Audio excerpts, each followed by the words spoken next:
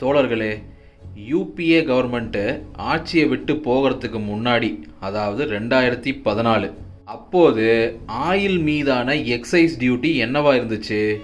டீசலுக்கு ₹3.56, பெட்ரோலுக்கு ₹9.49.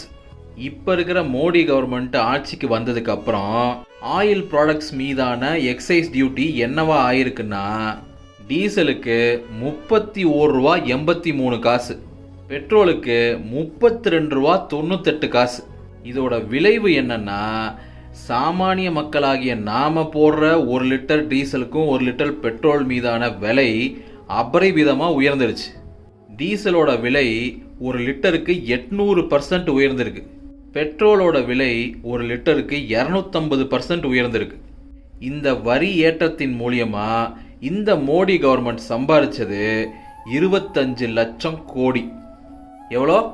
25 லட்சம் கோடி.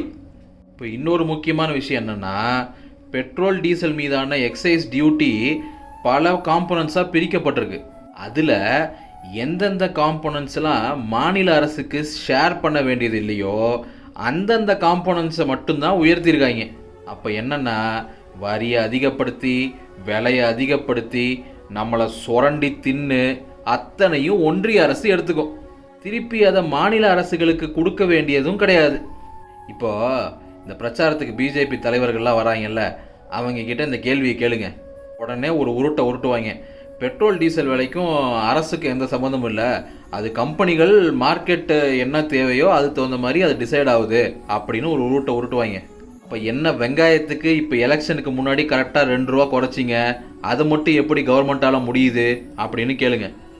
அது மட்டும் இல்லை, இந்தியா தான் உலகத்திலேயே எக்கனாமிக்கல் டிஸ்பாரிட்டியில் ரொம்ப மோசமான நாடாக மாறி நிற்குது.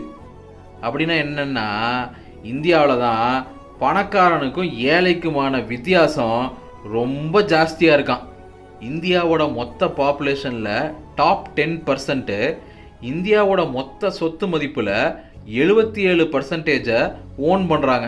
அதுலேயும் டாப் 1% கிட்ட 23% ஆஃப் இந்தியாஸ் வெல்த் அவங்க கையில் இருக்குது. சாமானிய மிடில் கிளாஸ் மக்கள் சேமித்து வைக்கிற வங்கி சேமிப்புகள், அதாவது இந்த ஃபிக்ஸட் டெபாசிட்டு, பிபிஎஃப், இந்த சுகன்யா செல்வ மகள் திட்டம், இந்த மாதிரியான திட்டங்களோட வட்டி விகிதத்தை பல மடங்கு குறைச்சிருக்காங்க.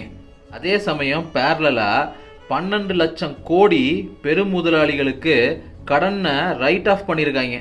கார்ப்பரேட் டேக்ஸு, அதாவது கார்ப்பரேட் கட்டக்கூடிய டைரக்ட் டேக்ஸை 40%லிருந்து 25% குறைச்சிருக்காங்க. ஒரு மிடில் கிளாஸை சார்ந்த நபர் 10 லட்சம் ரூபாய்க்கு மேலே ஆண்டு வருமானம் வாங்கினா 30% டேக்ஸ் கட்டணும். எப்படி?